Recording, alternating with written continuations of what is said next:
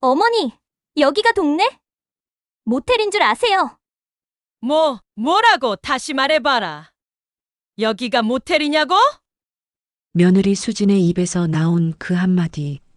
추석 저녁 식탁 위에 울려 퍼졌습니다. 네. 어머님이 자고 가실 때가 아니라고요. 그 순간 젓가락 든 모든 손이 멈췄습니다.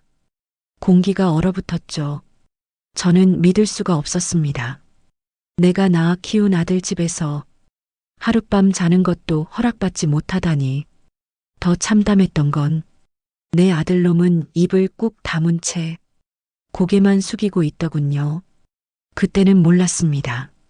며느리의 이 한마디가 우리 집안의 운명을 송두리째 바꿔놓을 거라는 사실을요.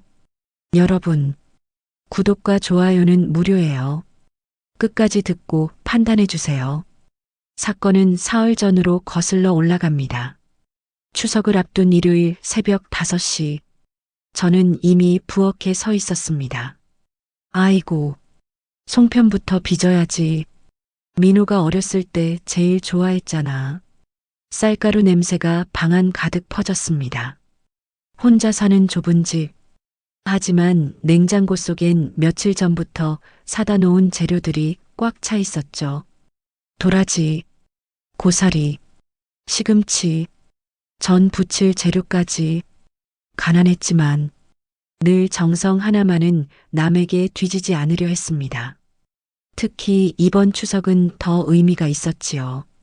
아들 민호가 요즘 힘들어하고 있다는 걸 저는 알고 있었습니다. 코인 투자 실패, 빚더미, 며느리 수진이 전화 올 때마다 짜증 섞인 목소리로 어머니, 민호 때문에 미치겠어요. 어머니가 좀 해결해 주셔야 하는 거 아니에요? 그럴 때마다 저는 속이 까맣게 타들어갔습니다.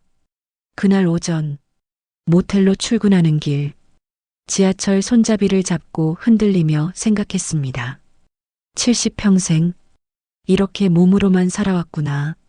제가 일하는 곳은 서울 외곽의 작은 모텔. 10년 넘게 청소 일을 했습니다. 미정 언니, 또 일찍 나오셨네요. 동료 순자가 먼저 반겨줍니다. 송편 만들고 바로 나온 거야. 잠 잘 시간이 어디 있니? 웃으며 대답했지만 사실 제 몸은 이미 한계에 다다르고 있었습니다. 순자는 저보다 2살 어렸습니다. 둘 다 남편을 일찍 여의고 먹고 살기 위해 허드렛 일을 전전하다 이곳에서 만났지요. 같이 이불을 들고 변기를 닦으며 우린 그 속에서 서로를 위로하며 버텨왔습니다. 점심시간, 순자가 제 얼굴을 보더니 말했습니다. 언니, 요즘 왜 이렇게 피곤해 보여? 병원 한번 가봐요. 나이 들어서 그렇지 뭐. 지난주 건강검진에서 신장 수치가 조금 높다던데 크게 걱정은 안 해. 사실 속으로는 불안했습니다. 소변이 탁하고 손발이 자주 붓는 게 느껴졌으니까요. 하지만 가족을 위해선 아픈 티 낼 수도 없었습니다. 일을 마치고 돌아오는 길, 휴대폰에 며느리 문자 메시지가 와 있었습니다. 어머니, 이번 추석에 우리 친정 식구들도 와요. 엄마, 이모, 삼촌까지 6명이요. 음식은 평소보다 많이 준비해 주시고 추석 당일엔 새벽 5시까지 와주세요. 저 혼자는 힘들잖아요. 순간 한숨이 터져 나왔습니다. 추석에 친정 식구들을 부른다고? 이게 말이 되나? 하지만 이내 제 마음을 다잡았습니다.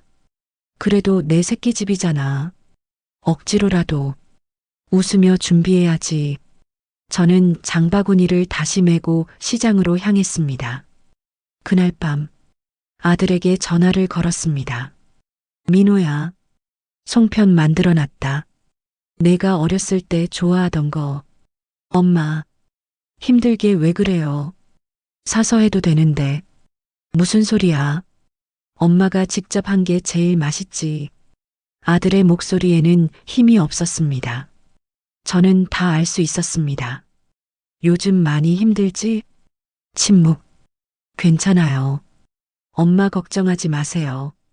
하지만 40년 키운 아들을 모를 리가 있나요? 그 목소리 끝에 묻어나는 짙은 절망을 저는 분명히 들었습니다. 그리고 추석 당일 새벽 4시 반, 저는 무거운 음식을 용달차에 싣고 아들 집으로 향했습니다. 현관문을 열자 며느리가 잠옷 차림으로 나왔습니다. 왔어요? 그럼 빨리 부엌에서 준비해 주세요. 친정 식구들 10시에 와요. 아침 인사도 없이, 감사 인사도 없이, 그저 명령뿐이었습니다. 저는 꾹 참았습니다. 아들을 위해서, 손주를 위해서, 점심, 상다리가 휘어지도록 차려놓은 음식 앞에서 며느리 친정 식구들은 불평을 쏟아냈습니다. 이 나물, 왜 이렇게 짜? 전이 바삭하지가 않네. 김치는 왜 이렇게 맵지? 그때마다 며느리는 대놓고 저를 흘겨보며 말했습니다. 어머니, 제가 분명히 말씀드렸잖아요. 약간 약하게 해달라고. 아휴, 이모 체질도 모르시나. 그 순간 제 가슴은 미어졌습니다. 내 입맛은 단 한 번도 묻지 않았으면서 왜 나는 늘 존재도 없는 사람처럼 취급당해야 하는 걸까? 밤 10시 친정 식구들은 거실에서 카드놀이를 하고 있었습니다. 저는 하루 종일 서서 일하다가 겨우 숨을 돌리고 며느리에게 다가갔습니다. 수진아, 오늘은 늦었다. 하루만 자고 갈게. 그러자 며느리의 얼굴이 차갑게 굳더니 어머님, 여기가 모텔인 줄 아세요? 그 순간 제 귀에는 천둥 같은 소리가 울렸습니다. 모텔, 모텔이라고? 다시 말해봐라. 여기가 모텔이라고? 네. 어머님이 자고 가실 때가 아니라고요. 내가 하루 자겠다 했지. 평생 눌러앉겠다 했냐? 지금 우리 친정 식구도 자고 가요. 불편해요. 불편한 건 내 마음이지. 내 존재가 아니야. 어머님, 오늘은 그냥 가주세요. 민호야, 내 입은 어디 갔니? 아들은 고개만 숙인 채, 엄마, 그냥이 제일 비겁하다. 침묵. 좋다. 내가 간다. 대신 기억해라. 오늘 내가 한 말, 내 귀에 못 박혔다. 현관문을 닫자 숨이 막혔습니다. 엘리베이터 안에서 나는 내게 말했습니다. 한미정, 참는 건 미덕이지만 모욕을 견디는 건 덕목이 아니다. 전화기 불빛이 켜졌습니다. 과장님, 예. 이사님, 내일 회의, 오후로. 공문은 내가 직접 올린다. 알겠습니다. 벤치에 앉아 밤 공기를 마셨습니다. 순자가 옆에 앉았습니다. 미정아, 괜찮아? 괜찮아졌어. 이제 말할 거야. 누구에게? 먼저 나에게. 다음은 그 아이들한테. 새벽 바람이 길게 스쳤습니다. 나는 내 목소리에 약속했습니다. 복수는 안 해. 대신 가르칠 거야. 이대로는 못 지나가. 다음 날 아침, 민호에게서 문자가 왔습니다. 엄마, 미안해. 미안은 짧다. 행동은 길다. 어떻게 하면 돼? 내일 새벽 4시. 우리 모텔로 와. 알았어. 수진에게도 문자가 왔습니다. 어머님, 어제 제 말이 지나쳤어요. 죄송합니다. 사람은 실수로 말이 앞서고 용기로 행동이 따라온다. 오늘 밤 내 행동을 보자. 침묵. 네. 그날 오후 복지관 회의실 상생몰 2차 심사 시작하겠습니다. 내가 의장석에 앉자 사람들이 웅성했습니다. 이사님, 추석이라 쉬어야 하는데 괜찮으세요? 명절에 드러나는 게 있다. 사람의 본 모습, 오늘 같은 날 심사하는 게 맞다. 심사표를 넘기며 말했습니다. 첫째, 일하는 사람을 존중하는가. 둘째, 돌봄과 명절에 대한 배려가 있는가. 셋째, 이윤보다 공동체를 앞세우는가. 동료가 물었습니다. 이사님, 추가 기준 있습니까? 있다. 넷째, 말보다 행동이 앞서는가. 심사 마치고 나오는데 수진이 서 있었습니다. 이사님, 아니, 어머님, 저 만나주실 수 있어요? 오늘 밤 9시 프런트 데스크요. 검정 모자 쓰고 와. 왜요? 오늘 넌 이름 없이 일할 거다. 밤 9시 수진이 모자를 눌러 쓰고 왔습니다. 왔니? 네. 수건 묶음 받아. 각 층마다 갈아라. 손님 눈은 피곤하다. 제가요? 오늘 넌 일하는 사람이다. 오늘 내가 배우는 건 말투가 아니라 무게다. 무게요? 수건 한 묶음의 무게. 그걸 모르면 내 말은 종이처럼 얇아진다. 10분도 안 돼. 수건이 바닥에 쏟아졌습니다. 허리 아프지? 네. 그 허리로 어머님, 모텔이냐고 말했니? 침묵. 죄송합니다. 사과는 들리지 않는다. 사과는 보인다. 계속해. 프런트벨이 울렸습니다. 프런트입니다. 방이 너무 춥네요. 바로 올려드리겠습니다. 수진을 보며 속삭였습니다. 같이 가자. 사과는 발로 하는 거다. 객실에서 온도를 올리고 담요를 펴며 말했습니다. 어젯밤 내가 던진 말은 칼이었다. 지금 내 손은 그 칼집이다. 칼집이 있어야 칼을 쓸 수 있다.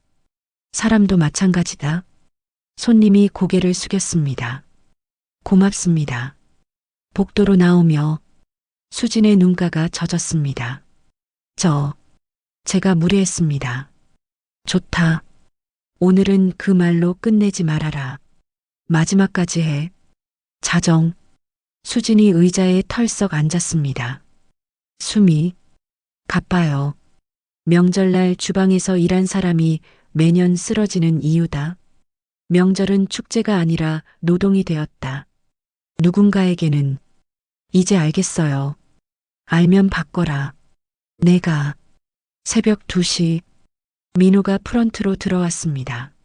엄마, 왔다. 어디서부터 배워? 침구실. 왜 하필? 사람 냄새가 가장 진하게 남는 곳이다. 존중은 냄새부터 배운다. 세탁기 문을 열며 말했습니다. 무게 맞춰. 급할수록 균형이다. 네. 세제 아끼려다 냄새 배이면 고객은 다시 오지 않는다. 절약과 인색은 다르다. 네. 그리고 오늘부터 너희 집 내가 잠깐 쓴다. 우리 집을요? 너희 둘이 자기 집에서 서로에게 낯설음을 배워라. 너흰 세입자가 돼 보지 않았잖니. 엄마, 갑자기 왜? 불편이 무엇인지 몸으로 알아야 말을 고친다. 아침 햇살이 걸릴 즈음 둘을 앉혔습니다. 말하자. 무슨 얘기? 이 모텔. 침묵. 우리 집이다. 엄마가 사장이야? 나는 지키는 사람이다. 주인은 손님이고 주인은 일하는 사람이다.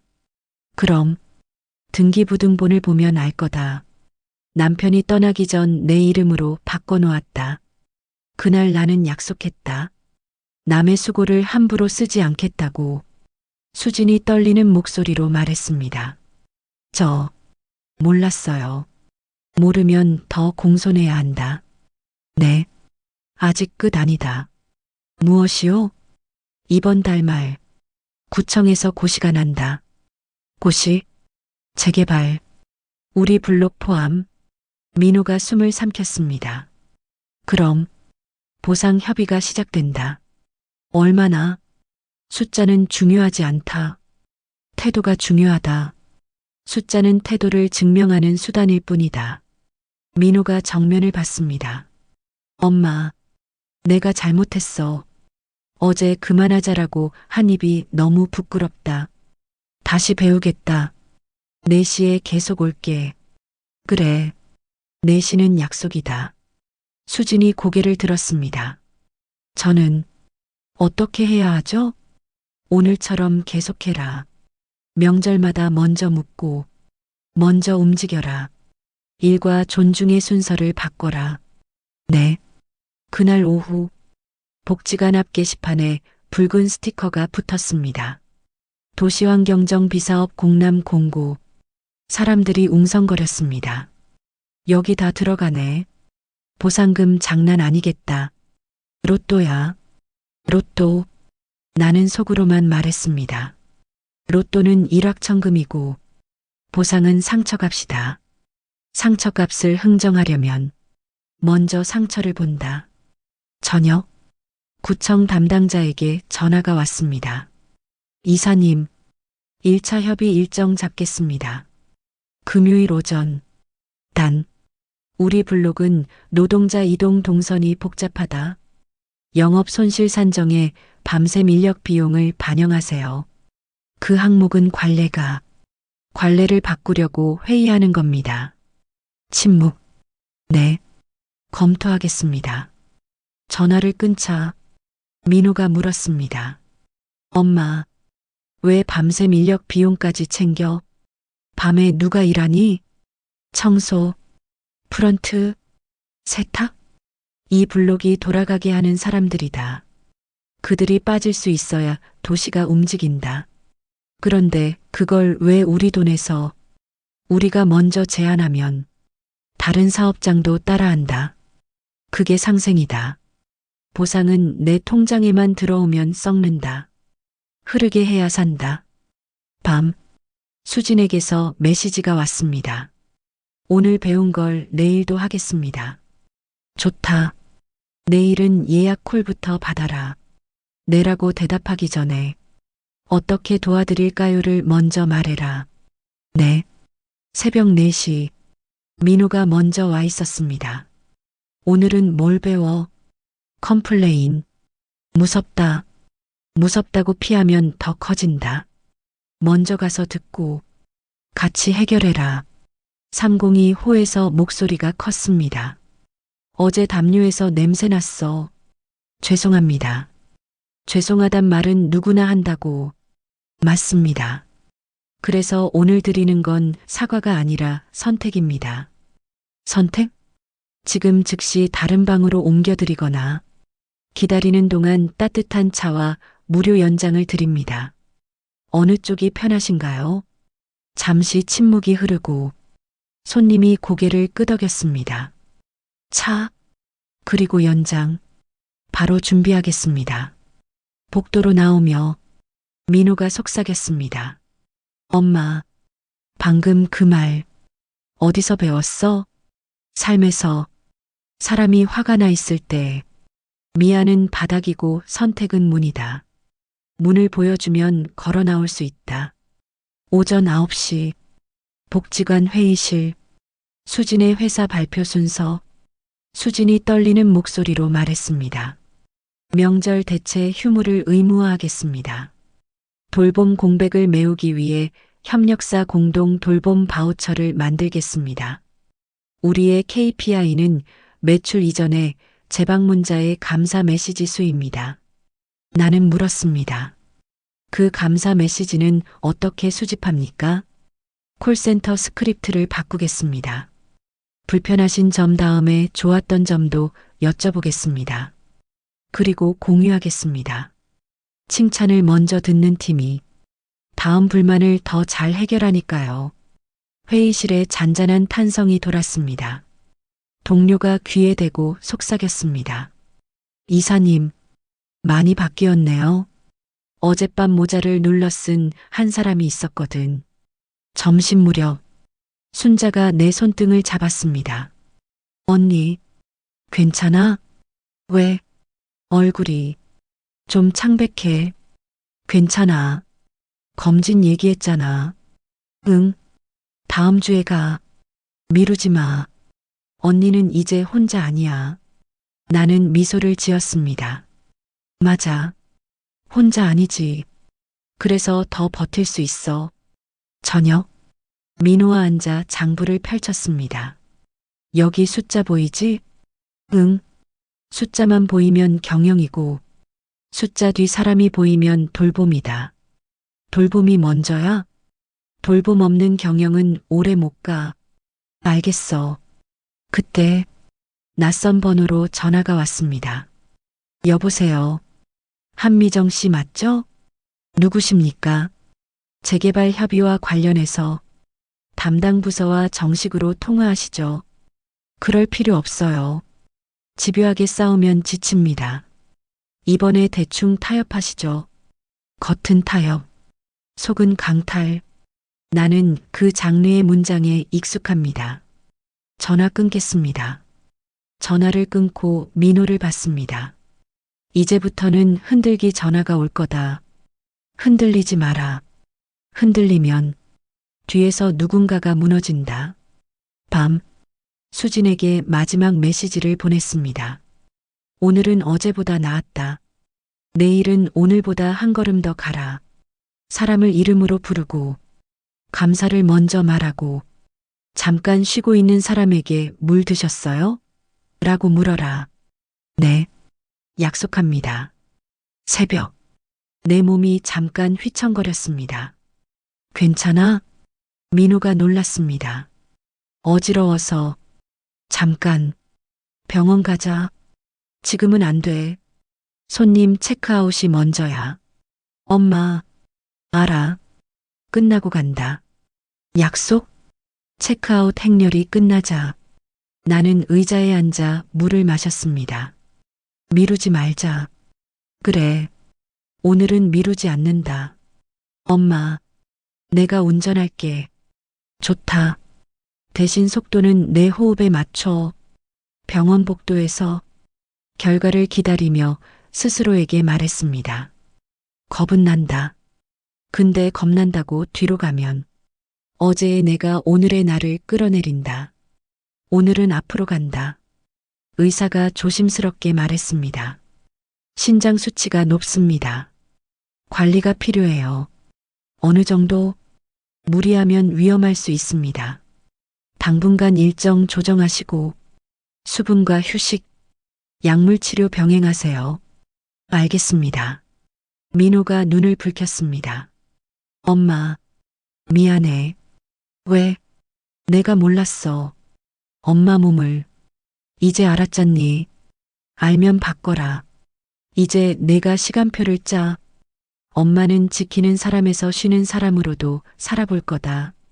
병원 문을 나오는 순간 메시지가 떴습니다. 구청 보상협의 1차 금요일 10시. 영업손실 산정안 포함. 나는 미소를 지었습니다. 봐라. 민호야. 바뀐 문장이 오고 있다. 엄마가 바꾼 거야? 우리 동네가. 그날 밤 수진이 조심스럽게 문을 열었습니다.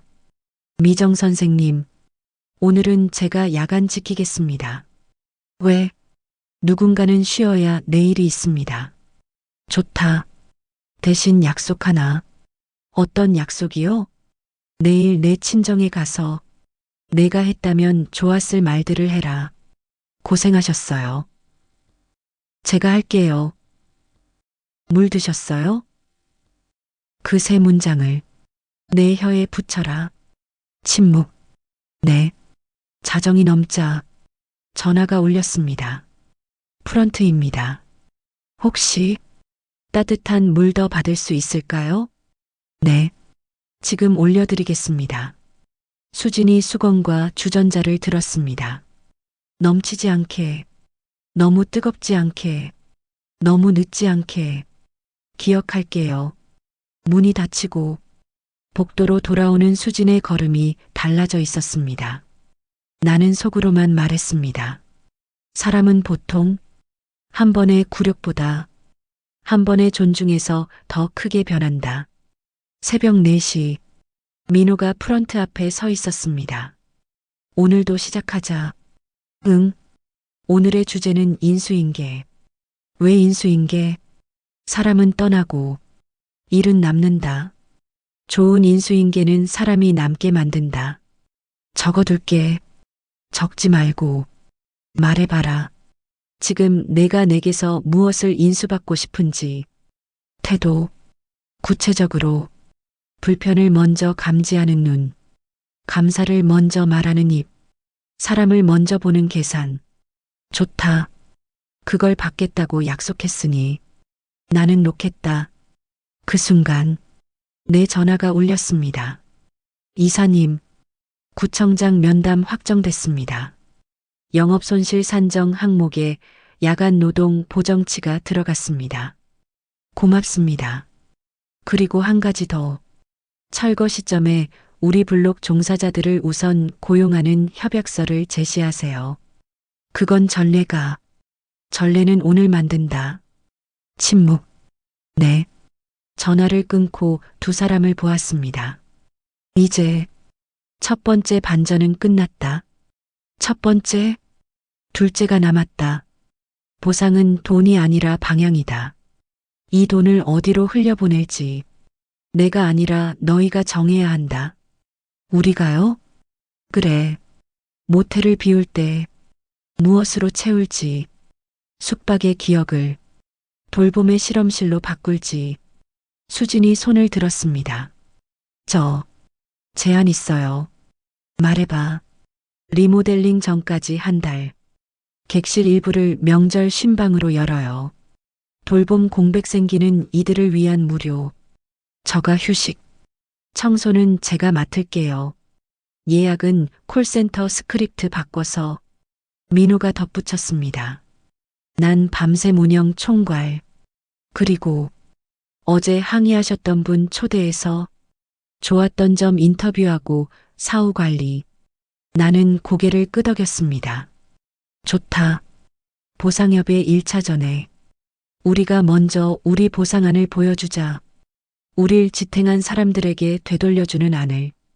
프런트 벽시계가 새벽을 지나 아침으로 넘어갔습니다. 나는 마지막으로 입을 열었습니다. 나이 들어도 인생의 주인공은 나다. 근데 진짜 주인공은 자기 대사를 남에게 떠넘기지 않는다. 오늘 너희는 내 대사를 찾았다. 이제 무대는 너희 거다. 여러분, 여기까지 들어주셔서 고맙습니다. 오늘 이야기가 마음에 남았다면 꼭 기억해 주세요. 며느리가 여기가 모텔이냐고 물었을 때 저는 이렇게 대답했습니다. 맞다. 모텔이다. 그런데 이 모텔의 주인은 나다. 하지만 진짜 중요한 건 주인이 누구냐가 아니었습니다. 그 모텔에서 무엇을 배웠느냐였죠. 수건 한 묶음의 무게, 사과는 발로 한다는 것, 선택을 건네는 법, 사람을 먼저 보는 계산, 그리고 돌봄 없는 경영은 오래 못 간다는 것. 며느리는 그날 밤 검정 모자를 눌러 쓰고 일하는 사람이 되었습니다. 아들은 새벽 4시 침구실에서 존중은 냄새부터 배운다는 걸 알았습니다. 저는 병원에서 쉬는 것도 용기라는 걸 배웠습니다. 우리는 모두 각자의 자리에서 주인공이 되는 법을 배웠습니다. 구독과 좋아요, 알림 설정, 당신의 누름 한 번이 이 이야기의 다음 장을 열어줍니다. 계속 갈 거니까 우리 여기서 멈추지 말자.